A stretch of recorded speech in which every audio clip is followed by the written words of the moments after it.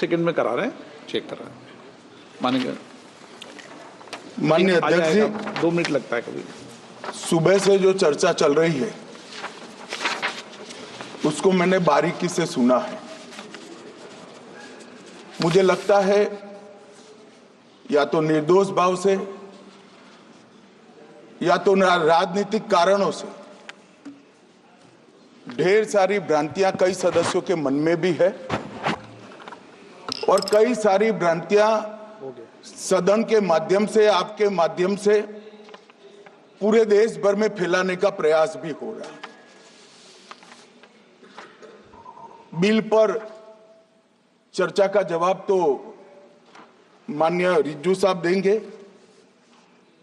मैं कुछ बातें यहां रखी है, इसको मेरी समझ के हिसाब से क्लैरिफाई करने का जरूर प्रयास करूंगा। ये वक्त एक अरबी शब्द है। वक्त का इतिहास मान्यवर कुछ हदीसों से जुड़ा हुआ मिलता है और आजकल जिस अर्थ में वक्त शब्द का प्रयोग किया जाता है, इसका मतलब है अल्लाह के नाम पर संपत्ति का दान, पवित्र धार्मिक उद्देश्यों के लिए संपत्ति का दान। मान्यवर वक्त का समकालीन अर्थ, अभी जो अर्थ हम समझ रहे हैं, वो इस्लाम के दूसरे खलीफा श्री उमर के समय में अस्तित्व में आया। एक प्रकार से इसकी आज की भाषा में व्याख्या करें तो वक्फ एक प्रकार का चैरिटेबल एंडोनमेंट है और जहां एक व्यक्ति संपत्ति, भूमि या मूल्यवान संपत्ति धार्मिक या सामाजिक भलाई के लिए दान करता है बिना उसको वापस लेने के उद्देश्य से, वहां वक्फ की रचना कर। इसमें दान देता है, वो शब्द का बड़ा महत्व है। दान उस चीज का ही कर्ज किया जा सकता है जो हमारा है। सरकारी संपत्ति का दान मैं नहीं कर सकता मान्यवर, किसी और की संपत्ति का दान मैं नहीं कर सकता। दान उसी चीज का किया जाता है जो हमारा है मान्यवर। इसी विषय पर ये सारा जो बहस चल रहा है भारत का जहां तक सवाल है, दिल्ली में सल्तनत काल के प्रारंभ में मुइज़्ज़ुद्दीन घोरी के समय पर पहली बार वक्फ अस्तित्व में आया। अंग्रेजों के जमाने में 1863 के धार्मिक दान अधिनियम से चलता था। बाद में चैरिटेबल प्रॉपर्टीज एक्ट 1890 से चला। उसके बाद 1913 में मुसलमान वक्फ वैलिडेटिंग एक्ट अस्तित्व में आया। तब तक ये सारी प्रक्रियाएं चैरिटेबल एक्ट के तहत चलती थी। मान्यवर आजादी के बाद वही एक्ट को 1954 में वक्फ के केंद्रीकरण के लिए बदला गया। 95 में वक्फ न्याय अधिकरण और वक्फ बोर्डों की स्थापना की। अब ध्यान से सुनिएगा मान्यवर, वक्फ परिषद और वक्फ बोर्ड ये 1995 से आए। ये पूरा झगड़ा जो चल रहा है, आपने नॉन हिंदू को रख दिया और नॉन मुस्लिम को रख दिया, गैर मुस्लिम को रखा। वो झगड़ा वक्फ में दखल करने का है। पहले तो वक्फ में कोई गैर इस्लामिक सदस्य आएगा ही नहीं, ये स्पष्टता समझ लीजिए। ना मुतवल्ली गैर इस्लामिक होगा, ना वाकिफ गैर इस्लामी होगा। मान्यवर वहां कोई प्रोविजन नहीं है। जो धार्मिक संस्थाओं का संचालन करते हैं उसमें कोई गैर मुस्लिम व्यक्ति रखने का प्रावधान किया भी नहीं है, हम करना भी नहीं चाहते हैं मान्यवर। इसलिए जो बड़े बड़े भाषण करते हैं कि समानता का अधिकार चला गया, दो धर्मों के बीच में समानता नहीं रही, मुसलमानों के धार्मिक अधिकारों के बीच में दखल खड़ी हो जाएगी? कुछ नहीं होने वाला मान्यवर। इस दृष्टि से देखें तो 1995 तक वक्फ की काउंसिल और वक्फ बोर्ड था ही नहीं, वो तो 95 से आया। और मान्यवर, ये जो भ्रम खड़ा किया जाता है कि ये एक मुस्लिम भाइयों के धार्मिक क्रियाकलापों के अंदर, उनके दान की हुई संपत्ति के अंदर दखल करने का है, ये बहुत बड़ी भ्रांति फैलाकर माइनॉरिटी को डराकर अपनी वोट बैंक खड़ी करने के लिए किया जा रहा है। मान्यवर, कहां पर गैर मुस्लिम सदस्य रखे जाएंगे? परिषद में और वक्फ बोर्ड में। उसका काम क्या है? उनका काम धार्मिक क्रियाकलापों को कुछ चलाने का नहीं है। वो शुद्ध रूप से वक्फ का जो कानून, दान के लिए किसी ने दी हुई संपत्ति, उसका एडमिनिस्ट्रेशन अच्छे से चल रहा है नहीं चल रहा है, कानून के हिसाब से चल रहा है नहीं चल रहा है, या तो दान जिस चीज के लिए दिया गया, इस्लाम धर्म के लिए दिया गया, गरीबों के भोजन के लिए दिया गया, गरीबों के उद्धार के लिए, वो उद्देश्य के लिए इसका उपयोग हो रहा है नहीं हो रहा है, इसका नियमन करने का काम है मान्यवर। अब मैं इसको मान्यवर बाकी सारे धर्मों के साथ कंपैरिजन करते हैं और कहते हैं दखल किया है। मैं उसको स्पष्ट करना चाहता हूं। मान्यवर, वक्फ जो है वो हमारे यहां ट्रस्ट एक्ट है, इसमें ट्रस्ट है। तो ट्रस्ट के अंदर जो ट्रस्ट को बनाते हैं वो ट्रस्टी होते हैं और एक मैनेजिंग ट्रस्टी होते हैं। वक्फ में वाकिफ होता है, वक्फ होता है और मुतवल्ली होता है। ये सारे इस्लाम के अनुयायी हैं मानो। अरे भाई, आप कह रहे हो, हम तो कह रहे हैं क्योंकि इसका वक्फ शब्द ही इस्लाम से आया है, इसलिए हम कह रहे हैं कि वक्फ वो ही कर सकता है जो इस्लाम का अनुयायी हो।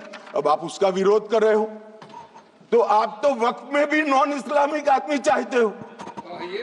मान्यवर, क्या कह रहे हैं?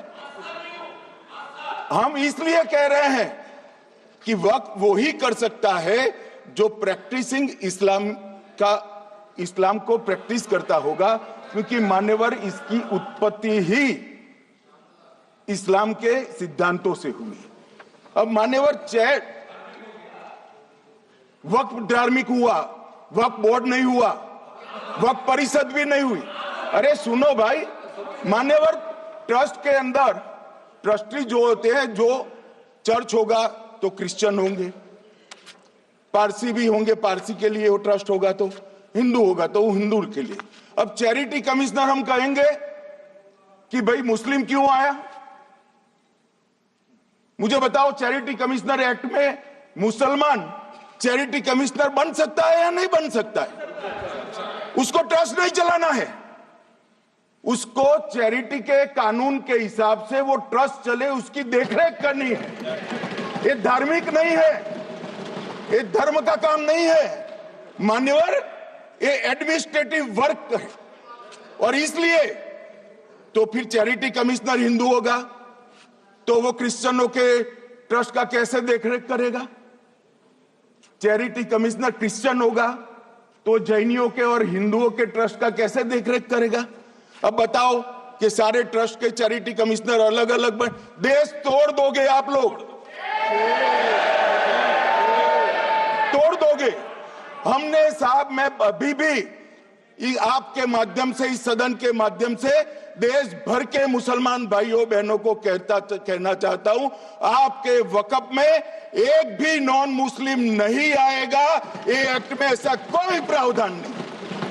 मगर जो वक्फ बोर्ड है और वक्फ परिषद है, उसका काम क्या है? वक्फ की संपत्तियां मान्यवर बेच खाने वाले लोगों को पकड़कर इसके बाहर निकालने का। वक्फ के नाम पर औने पौने दाम में संपत्तियों को 100 साल तक किराए पे देने वाले लोगों को पकड़ना है। वक्फ का जो पैसा होता है इनकम जो गिरती जा रही है, जिसके माध्यम से माइनॉरिटी का विकास करना है, माइनॉरिटी को आगे बढ़ाना है, इस्लाम धर्म की सारी धार्मिक संस्थाओं को पुख्ता करना है। ये पैसा जो चोरी होता है ना, उसको पकड़ने का काम वक्फ बोर्ड वक्फ परिषद कर रहे हैं। और मान्यवर, वो चाहते हैं कि इनके राज में जो मिलीभगत चली वो चलती रहे। ये नहीं चलेगी, ये नहीं चलेगी। और मान्यवर, मैं आज आपको बताना चाहता हूं क्या स्थिति हुई है। मान्यवर, सबने कहा, रिपीटेशन भी होगा, परंतु मैं कहना चाहता हूं मान्यवर कि वक्फ के 2013 में जो अमेंडमेंट्स आए, अब बिल किरण भाई का है, मगर मैं कह सकता हूं कि वक्फ का 2013 का अमेंडमेंट न किया होता तो ये बिल लाने की शायद जरूरत न पड़ती। सब कुछ अच्छा चलता था, 14 में चुनाव आने वाला था, 13 में रातों रात तुष्टीकरण करने के लिए वक्फ कानून को एक्सट्रीम बना दिया गया। और मान्यवर, इसके कारण क्या हुआ? इसके कारण दिल्ली लुटियन की 123 वीवीआईपी संपत्ति कांग्रेस सरकार ने जब चुनाव मुहाने पर थे, 25 दिन दूर था, वक्फ को देने का काम कर दिया। दिल्ली वक्फ बोर्ड ने उत्तरी रेलवे की भूमि वक्फ के नाम घोषित कर दी। हिमाचल में वक्फ की संपत्ति बताकर उस पर अवैध मस्जिद बनाने का काम किया। 250 हेक्टेयर क्षेत्रफल वाले 12 गांव पर वक्फ का स्वामित्व हो गया तब तमिलनाडु में। और मान्यवर, तमिलनाडु के 1500 साल पुराने तिरुचेंदुरई मंदिर की 400 एकड़ भूमि को वक्फ की संपत्ति घोषित कर। ये जब मंदिर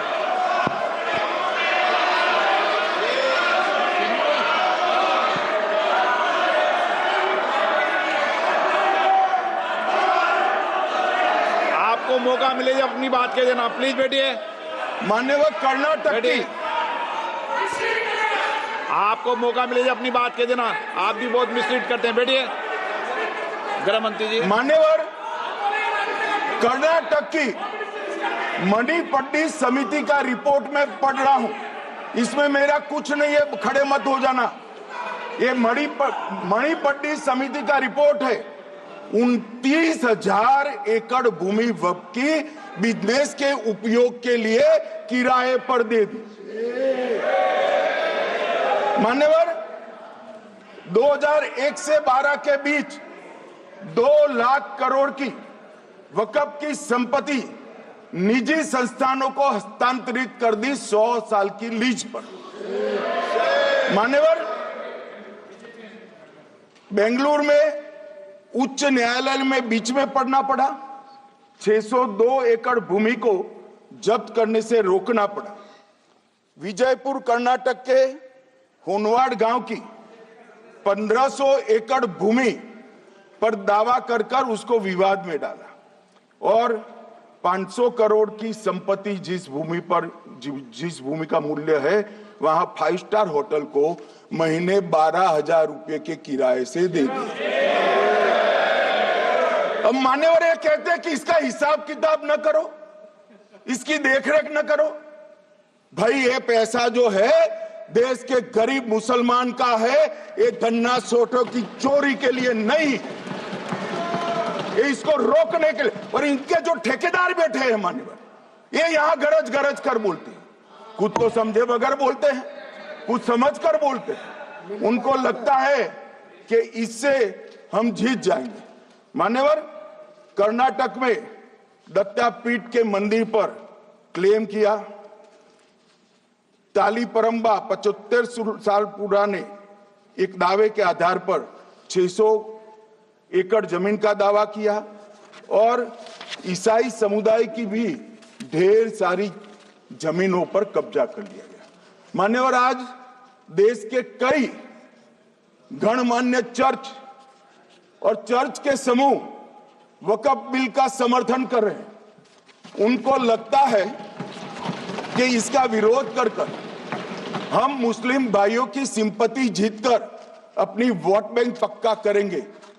उसमें कोई फायदा नहीं होगा अखिलेश, इसलिए कि 4 साल में मुस्लिम भाइयों को मालूम पड़ जाएगा कि कानून तो उनके फायदे में है। और इसके साथ ये दक्षिण के सारे जो सांसद बोल रहे हैं, अपनी अपनी कॉन्स्टिट्यूएंसी में सारे चर्च को मान्यवर नाराज कर रहे हैं। उनको पता नहीं, सारे चर्च को नाराज कर रहे हैं।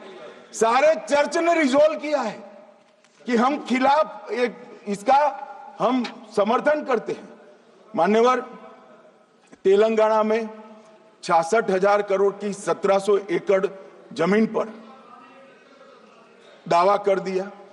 असम में मोरीगांव जिले की 134 एकड़ भूमि पर दावा हुआ। बिहार का मैं लालू जी के कोर्ट के साथ बाद में बताता हूं। गुरुद्वारा से संबंधित हरियाणा की 14 मरला भूमि को वक्फ को सौंप दिया। और मान्यवर, प्रयागराज में चंद्रशेखर आजाद पार्क को भी वक्फ घोषित किया। और मान्यवर, महाराष्ट्र के वडानगे गांव में महादेव की मंदिर पर दावा किया। और बीड में कंकलेश्वर मंदिर की 12 एकड़ जमीन वक्फ बोर्ड ने जबरन ले ली। मान्यवर, ये सब जब जो चल रहा है, इसमें आज भी मैं स्पष्ट करना चाहता हूं, वक्फ जो कि मुस्लिम भाइयों की धार्मिक क्रियाकलाप और उनके बनाए हुए दान से ट्रस्ट है, उसमें सरकार कोई दखल करना नहीं चाहती है। मुतवल्ली भी उनका होगा, वाकिफ भी उनका होगा, वक्फ भी उनका होगा। परंतु वक्फ की संपत्ति, इसका रख रखाव ठीक से हो रहा है नहीं। वक्फ का संचालन कानून के हिसाब से हो रहा है, निजी उपयोग के हिसाब से। सैकड़ों साल पहले किसी बादशाह ने दान किया, हमारी भाषा में कहो तो धर्मादा किया। अब इसकी संपत्ति को आप 12,000 रुपये में 5 सितारा होटल बनाने के लिए दे देते हो, ये उचित है क्या भाई? वो पैसा गरीब मुसलमान के कल्याण के लिए करिए, तलाकशुदा महिलाओं के कल्याण के लिए करिए, जो अनाथ बच्चे हैं उसके कल्याण के लिए करिए। मानिए, और ये करने की जगह बेरोजगार मुसलमान युवाओं के लिए स्किलिंग का काम करिए। लाखों करोड़ों रुपए की भूमि मान्यवर, और इनकम 126 करोड़ रुपया। रेलवे की जितनी जमीन है, जिसमें हजारों करोड़ लाखों करोड़ का रेलवे का कारोबार चलता है, इतनी भूमि वक्फ के पास है और इनकम 126 करोड़ रुपए। मान्यवर कहते हैं कि इनकम का क्या उद्देश्य है?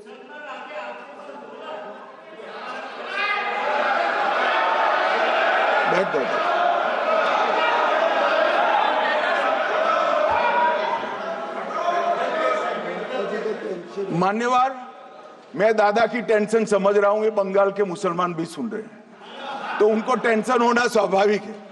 मान्यवर, लालू प्रसाद जी, आज आरजेडी के सारे सदस्य बोले, जब 2013 का अमेंडमेंट आया, मैं लालू जी का तो पूरा पढ़ना चाहता हूं, बाकी सदस्यों का सिर्फ टोकन पढ़ूंगा।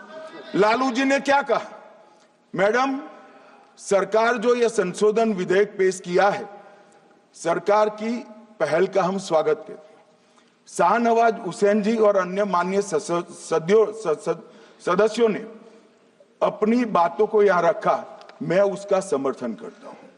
आप देखिए, सारी जमीनें हड़प ली गई है, चाहे सरकारी हो या गैर सरकारी।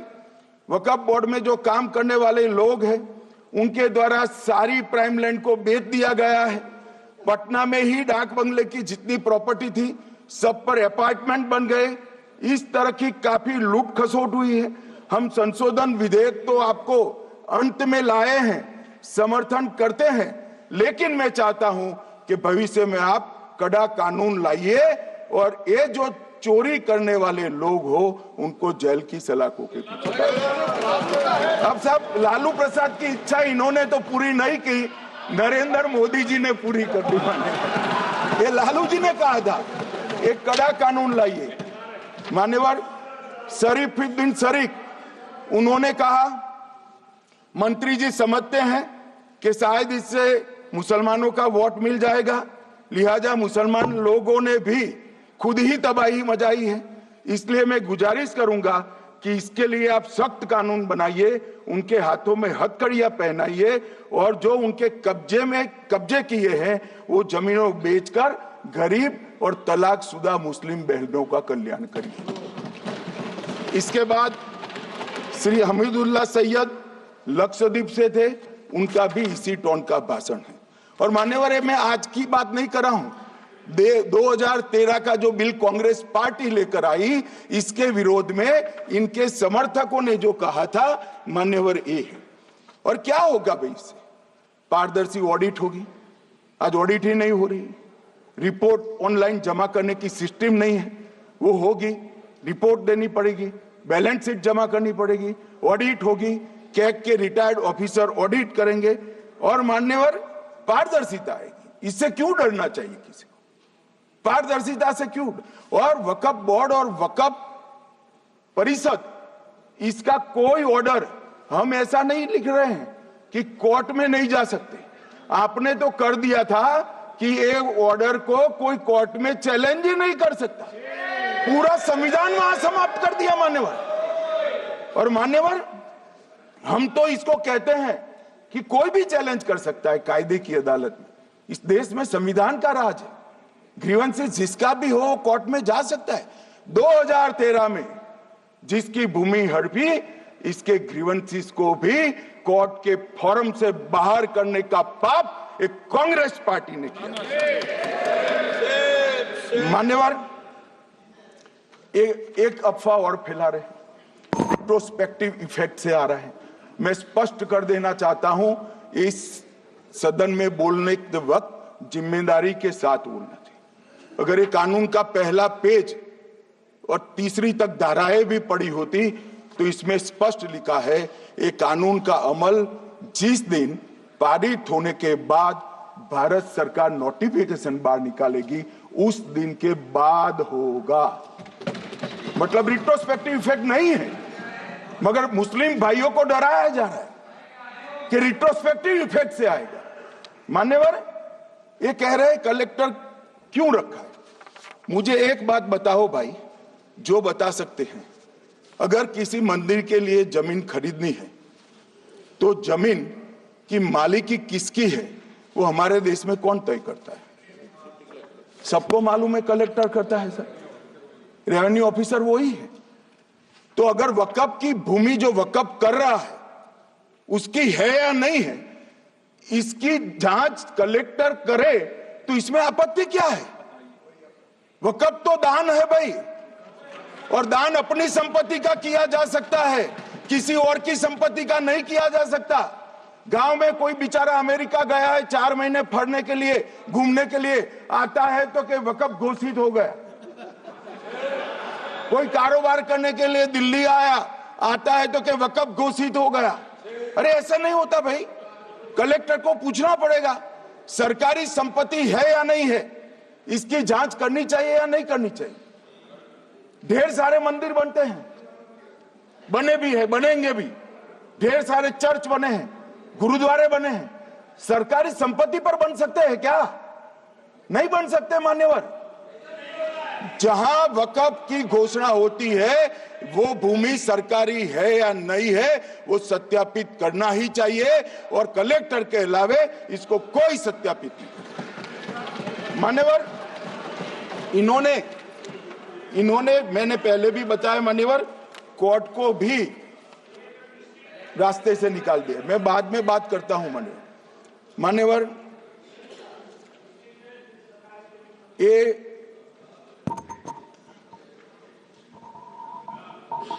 मान्यवर एक उपयोग के आधार पर वक्त की समाप्ति। मान्यवर ये कह रहे हैं कि सैकड़ों सालों से वहां प्रैक्टिस है। अब वो तो वक्फ रजिस्टर हो गया, आपने घोषित कर दिया, वक्फ में रजिस्टर भी हो गया, अब इसका सवाल नहीं है। मगर सैकड़ों साल की प्रैक्टिस, मुगलों के समय की प्रैक्टिस आज घोषित की जा सकती है क्या? अगर वहां नमाज पढ़ रहे हैं तो लोग देखते होंगे, कब्रिस्तान होगा लोग देखते होंगे, दरगाह होगी तो लोग देखते होंगे, और घोषित भी हो चुका होगा, रजिस्टर भी हो चुका होगा। अब अगर आप वक्फ घोषित करना है तो उसको ऐसे नहीं कर सकते मान्यवर, अधिकृत करना चाहिए। मान्यवर, जो दूसरा सुधार लेकर आए किरण जी, वो ही है कि धारा 36 में वक्फ संपत्तियों को बिना किसी स्पष्ट प्रक्रिया से, मालिकी की प्रक्रिया से पंजीकृत नहीं किया जा सकता।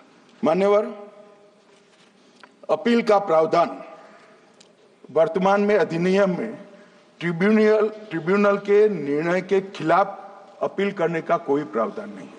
ये दृष्टिभ्रम खड़ा कर रहे थे गोगाई जी कि हाईकोर्ट में जा सकते। हाईकोर्ट में सिविल सूट नहीं जा सकता, रीट के अधिकारों का उपयोग कर हाईकोर्ट में जा सकते हैं। सिविल सूट में ज्यादा प्रोटेक्शन मिलता है मूल मालिक को। आपने सिविल सूट को खत्म कर दिया था, रीट के जुडिक्शन बहुत सीमित है, हम सब जानते हैं कि ये सीमित कर दिया गया था, आप भी जानते हो, मगर आपको वोट बैंक चाहिए। मान्यवर, ये हमारा स्पष्ट सिद्धांत है भारतीय जनता पार्टी की, मोदी सरकार का, कि वोट बैंक के लिए हम कोई कानून नहीं लाए। कानून न्याय के लिए होता है, कानून लोगों के कल्याण के लिए होता है। इन्होंने कहा कैसे कैसे कानून आए हैं, मैं बता देता हूं सब। अभी कांग्रेस के महासचिव और माननीय सदस्य कह रहे थे क्या कानून आ रहे हैं, सब किस प्रकार के कानून आ रहे हैं। मान्यवर, इसी सदन में नरेंद्र मोदी सरकार ही महिलाओं को 33% आरक्षण का कानून लाई। इसी सरकार में पिछड़ों को संवैधानिक अधिकार दिया गया। मान्यवर, इसी सरकार में बजट जो आए, इसमें गरीबों को गैस, शौचालय, पानी, 5 लाख तक का बीमा, 5 किलो अनाज, बिजली और घर दिए गए। मान्यवर, और कन्वर्जन कानून की बात करते थे और हंसते हंसते कहते थे कर्नाटक सरकार कन्वर्जन कानून लेकर आई है। सबसे पहला कन्वर्जन कानून उड़ीसा और मध्य प्रदेश में कांग्रेस सरकार लेकर आई, मगर उस वक्त कांग्रेस सरकार तुष्टीकरण की नीति पर नहीं चलती थी, महात्मा गांधी के सिद्धांतों पर चलती थी। मध्य प्रदेश और उड़ीसा में सबसे पहला कन्वर्जन के खिलाफ कानून कोई लाया तो कांग्रेस पार्टी लाई, और मुझे गर्व है मेरी पार्टी की सरकारें कन्वर्जन पर कानून लाती। मान्यवर, सबको अपना धर्म का अनुसरण करने का अधिकार है, कोई शौक से करे, मगर लोभ, लालच, भय, इससे धर्म परिवर्तन नहीं कराया जा सकता। किसी गरीब के पास खाना नहीं है, खाना देकर उसका धर्म बदला दोगे? कोई थोड़ा कम पढ़ा लिखा व्यक्ति है, उसका धर्म बदला दोगे? ऐसे नहीं होगा मान्यवर। और आपने भी किए हैं कानून, आप नए नए आए हो, आपको मालूम नहीं है मान्यवर, इनको मालूम नहीं, अभी अभी आए हैं 5 साल से। ये कांग्रेस पार्टी ने कानून किए थे मान्यवर। अपील का प्रावधान भी हमने आगे बढ़ाया, और गैर मुसलमानों के द्वारा दान की गई संपत्तियों पर, गैर मुसलमानों की दान की संपत्तियों पर वक्फ अधिनियम को हमने लगने से मना कर दिया। माने उनके लिए चैरिटी कमिश्नर का कायदा है। ये प्रैक्टिसिंग इस्लाम, जो इस्लाम की प्रैक्टिस करते हैं, इसीलिए मान्यवर हमने ओवरराइडिंग इफेक्ट को भी समाप्त कर दिया। मान्यवर, ट्रस्ट का नियमन करने का जो कानून होता है, जैसे चैरिटी कमिश्नर के कानून में कोई ओवरराइडिंग इफेक्ट नहीं है। जहां क्लासेस आते हैं वहां ओवरराइडिंग इफेक्ट होती है। यहां ओवरराइडिंग इफेक्ट इसलिए देगी कि आप जिसकी संपत्ति हड़पी जाएगी उसको कोर्ट से जाने से रोकना चाहते थे, इसलिए ओवरराइडिंग इफेक्ट जो हमने मान्यवर निकाल दिया है। मान्यवर, एक ऐसी चर्चा लेकर आए कि चर्चा नहीं हुई। मैं आपको बताना चाहता हूं 2013 में जो अमेंडमेंट बिल आया, जिसके कारण ये बिल लाना पड़ा, वो बिल में कुल मिलाकर 5.4 घंटे चर्चा हुई थी, 5.5 घंटे दोनों सदन मिलाकर। और इस बिल में दोनों सदन मिलाकर 16 घंटे चर्चा हो रही है मान्यवर, 16 घंटे। इसके अलावे हमने डिमांड किया समिति बनाओ, समिति भी बनाई, 38 मीटिंगें हुई, 113 घंटे चर्चा हुई, 284 हितधारक बनाए गए। वक्फ बोर्डों की संख्या जो उपस्थित वक्फ बोर्ड भी हुए राज्यों के 25 हुए, राज्य सरकार के प्रतिनिधि 15 राज्य सरकारों के आए, सांसद 8 हुए, विधायक विधान परिषद 7 हुए और अध्ययन दौरे 3 किए गए और अल्पसंख्यक आयोगों को भी 5 बुलाया गया। ये सबसे 92.68 लाख करीब 1 करोड़ सुझाव देश भर से ऑनलाइन आए। इसकी मीमांसा कर ये कानून बना है। आप ऐसे इसको खारिज नहीं कर सकते हो भाई, पूरी प्रक्रिया को। आप जो कर रहे हैं 5.5 घंटे की प्रक्रिया, ये बहुत लोकतांत्रिक प्रक्रिया है और हम 16 घंटे चर्चा करते हैं कि चर्चा आपके अनुरूप चर्चा नहीं हो सकती। ये सदन में हर सदस्य बोलने के लिए स्वतंत्र है, कोई परिवार की यहां चलती नहीं है। ये तो जनता के नुमाइंदे हैं, किसी की कृपा से नहीं आए हैं। मान्यवर, जो दिल में है, जो जनता की आवाज है, वो रखेंगे। मान्यवर, एक सदस्य द्वारा कहा गया कि ये मिसलीडिंग है कि पुराने कानून में 2013 के जो अमेंडमेंट्स थे उसमें अपील का प्रोविजन था। अब मैं कहना चाहता हूं 83(9) उसमें अधिकरण द्वारा किए गए किसी भी विनिश्चय का आदेश विरुद्ध, चाहे वो अंतरिम हो या फाइनल, इस पर अपील नहीं हो सकती। इसका मतलब अपील का प्रोविजन आपने रखा ही नहीं था। सिविल न्यायालय, राजस्व कोर्ट और अन्य प्राधिकरण उसके अधिकार क्षेत्र पर भी प्रतिबंध लगा दिया और सरकारी अधिसूचना जो बाद में वक्फ बोर्ड और वक्फ परिषद के एडवाइस से होगी, इसको भी कोई चुनौती नहीं दे सकता। मान्यवर, मुझे ये बताओ कि अभी अभी फैशन है संविधान लहराने की। ये संविधान के हिसाब से सरकार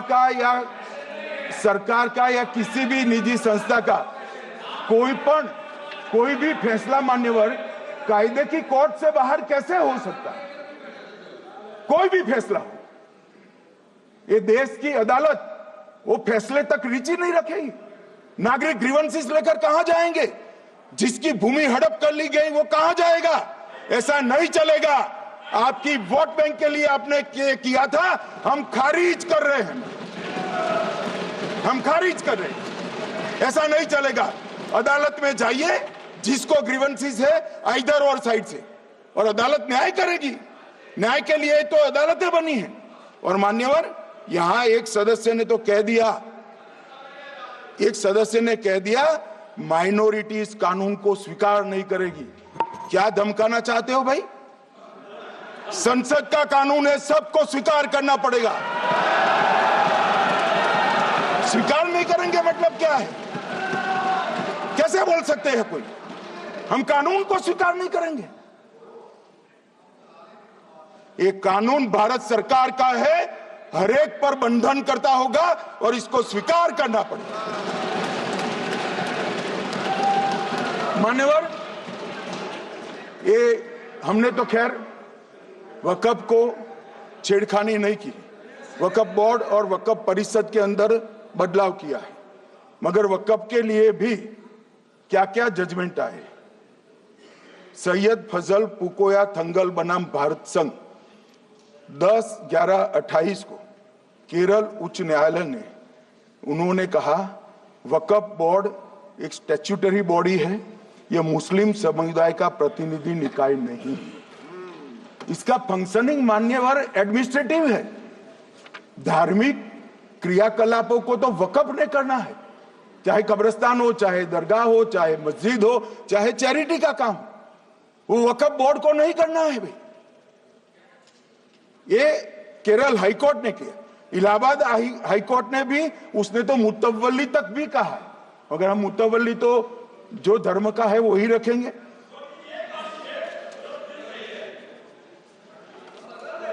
मान्यवर, इन्होंने कहा एक मुतवल्ली के कर्तव्य विशुद्ध रूप से धर्म निरपेक्ष कैरेक्टर है, मगर हम मुतवल्ली को छू नहीं रहे। मान्यवर ये कह रहे थे, मान्यवर ये कह रहे थे कि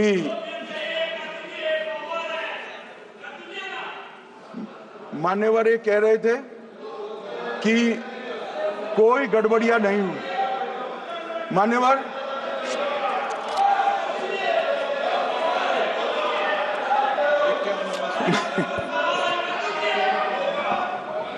मान्यवर 2013 में अन्यायी कानून आया।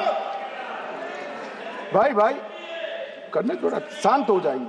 ये 26 के कारण डरे हुए और कुछ कारण नहीं। चुनाव जो है ना अक्टूबर में, 25 में जो चुनाव है इसके कारण डरे। मान्यवर भाई बैठ जाओ। मान्यवर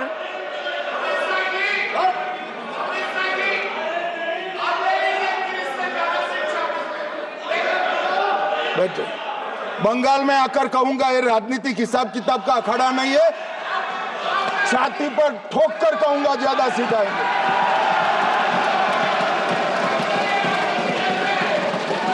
मान्यवर 2013 के, अरे बैठ जाओ वकील साहब बैठ जाइए। मान्यवर 2013 में वो भी रिपीट होने वाले हैं। मान्यवर 2013 में बैठ जाओ। मान्यवर 1913 से लेकर 2013 तक, 1913 से 2013 तक वक्फ बोर्ड का कुल एकड़ में भूमि सब वक्फ का मिलाकर 18 लाख एकड़ था। मेरी विनंती है सभी सदस्य इसको ध्यान से सुनिए।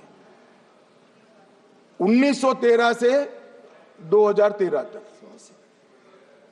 18 लाख एकड़, और 13 से 25 तक एक कानून बनने का परिणाम क्या आया, और नई 21 लाख एकड़ भूमि बढ़ गई।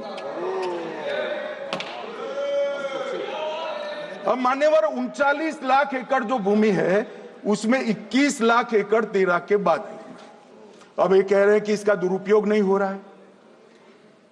मान्यवर, और लीज पर दी गई संपत्तियां 20,000 थी और 25 में रिकॉर्ड के हिसाब से, हो सकता है गलत भी हो सकता है, रिकॉर्ड्स के हिसाब से शून्य हो गई। तो मान्यवर संपत्तियां कहां गई? मान्यवर बेच दी गई। किसकी संपत्ति से, किसकी परमिशन से बेचा? मान्यवर मैंने पहले ही कह दिया कि केरल और देश भर के Catholic bishop council, Catholic bishop conference of India, Catholic Congress Kerala, भारतीय कैथोलिक धर्मगुरुओं की महासभा, केरल चर्चों की संयुक्त परिषद, कैथोलिक कांग्रेस केरला, ये सब ने इस बिल का समर्थन करा है और कहा है अन्यायी 2013 का सुधार। हम अकेले नहीं कह रहे मान्यवर। और मान्यवर इसी एक्ट में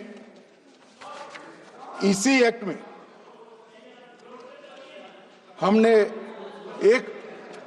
एक बात कही कि जो योगदान था वक्फ बोर्ड का वो 7% से घटाकर 5% कर दिया।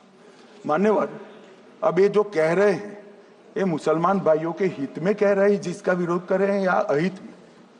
अगर 7 से 5% हमने कम किया तो ये कहां जाएगा? वो वक्फ में रहेगा। वक्फ बोर्ड का कम किया है, जो मस्जिद चल रही है उसको हमने 2% बढ़ाया है। ये उल्टा समझ रहे हैं मान्यवर। ये बिल जमीनों की सुरक्षा प्रदान करेगी मान्यवर। किसी की जमीन अब घोषणा मात्र से वक़्फ नहीं बनेगी, उसको प्रोटेक्शन मान्यवर। पुरातत्व विभाग और एएसआई की जमीन को हम सुरक्षा देंगे। आदिवासी भाइयों की शेड्यूल 5 और शेड्यूल 6 की जो जमीन है वो सुरक्षित हो जाएगी। निजी संपत्ति जो आम नागरिकों की है वो भी सुरक्षित हो जाएगी। और वक़्फ करने के लिए स्वामित्व को दान तो साहब अपनी संपत्ति का ही कर सकते हैं, गांव की संपत्ति का दान नहीं कर सकते। तो वक़्फ निजी संपत्ति से ही स्वामित्व के बगैर नहीं हो पाएगा। इसमें पारदर्शिता लाने के लिए सूचना की प्रक्रिया को दाखिल किया गया है। वक़्फ बोर्ड की वक़्फ की जो संपत्ति घोषित करने की अधिकार थे उसको समाप्त कर दिए। कलेक्टर से सर्टिफाइड कराना पड़ेगा और नए वक़्फ पारदर्शी तरीके से पंजीकृत भी करने पड़ेंगे। रजिस्ट्रेशन के बगैर कोई संस्था नहीं चल सकती। और मुस्लिम ट्रस्ट अब तक के जो है उसको हमने इस जो माफ करना, कई सारे ऐसे मुसलमान भाई हैं जो वक़्फ के कानून को अंदर दायरे में आना नहीं चाहते। मुझे मिले थे वोरा समाज वाले, वोरा समाज है, अहमदिया है, कई सारे ऐसे समुदाय हैं, सिया भी हैं, पसमंदाओं के भी कुछ ट्रस्ट हैं। वो सभी को मैं एक आनंद का समाचार देना चाहता हूं, अब मुसलमान भी ट्रस्ट एक्ट के अंदर अपना ट्रस्ट रजिस्टर करा सकता है। इसके लिए कंपलसरी नहीं है कि वो वक़्फ के कानून में भी जाए, चैरिटी कमिश्नर एक्ट के तहत वो करने वाला है। मान्यवर, भूमि के रिकॉर्ड का कार्यालय होगा, समाचार पत्र और क्षेत्रीय भाषाओं में इसकी एडवर्टाइज दी जाएगी। ढेर सारे प्रावधान मान्यवर इसके अंदर किए हैं। महिला, सिया, पसमंदा, वोरा, अहमदिया उनका हमने समावेश किया ही है। और उन्होंने कहा, मैं सुन रहा था मान्यवर, एक फैशन हो गई, राम जन्मभूमि का मंदिर बनाने की बात आई तो इस देश के अंदर खून की नदियां बह जाएगी, मुसलमान रोड पर आ जाएगा, मुसलमानों का ये हो जाएगा, वो जहां ट्रिपल तलाक, फिर से डर, सीए आया कि मुसलमानों की नागरिकता चली जाएगी। जिन जिन ने भाषण किया है, एक मुसलमान की नागरिकता गई है तो बता दो। मुसलमान भी जानता है। और मैं तो आपके माध्यम से देश के मुसलमानों को अपील करना चाहता हूं मान्यवर, मैंने बहुत झेला है। ये कहते थे कि सीए कानून मुसलमानों की नागरिकता लेने 2 साल हो गए, एक भी मुसलमान की नागरिकता गई है तो सदन के पटल पर रख। कितना झूठ फैलाया इन्होंने मान्यवर। धारा 370 हटाई, ये कह रहे थे मुसलमानों का ये हो जाएगा, वो हो जाएगा। फिर से उमर अब्दुल्ला जीत कर आज शासन करे, आतंकवाद समाप्त हो गया, विकास शुरू हो गया, पर्यटन बढ़ गया। मान्यवर, एक कांग्रेस पार्टी और उसके साथियों ने मुसलमान भाइयों को डरा डरा कर अपनी वोट बैंक खड़ी करने का काम किया। हम नहीं डरा रहे मुसलमानों को, आप डरा रहे हो भाई। आप कह रहे हो ये हो जाएगा। मैं कहता हूं इस देश के नागरिक को किसी भी धर्म का हो कोई आंच नहीं आएगी मान्यवर। ये नरेंद्र मोदी सरकार का सरकार मान्यवर।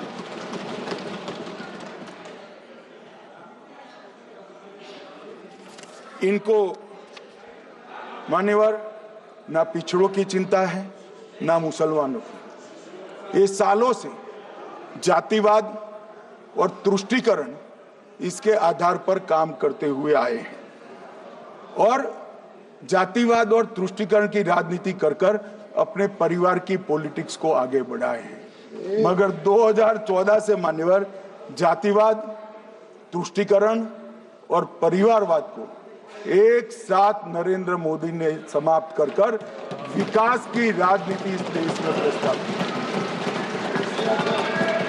पॉलिटिक्स ऑफ परफॉर्मेंस, परफॉर्म करिए और चुनकर आइए। 3 टर्म मोदी जी को चुना है और 3 टर्म भारतीय जनता पार्टी की सरकार रहने वाली है। मेरी बात को ठीक कर। मान्यवर, अंत में मैं किरण जी को बहुत बहुत बधाई देना चाहता हूं कि बहुत अभ्यास कर सारे दूषणों को निकालकर वक्फ कानून को शुद्ध, पारदर्शी और उद्देश्यों को समर्पित बनाने का काम रिज्जू साहब लेकर आए हैं। मैं इसका समर्थन करता हूं।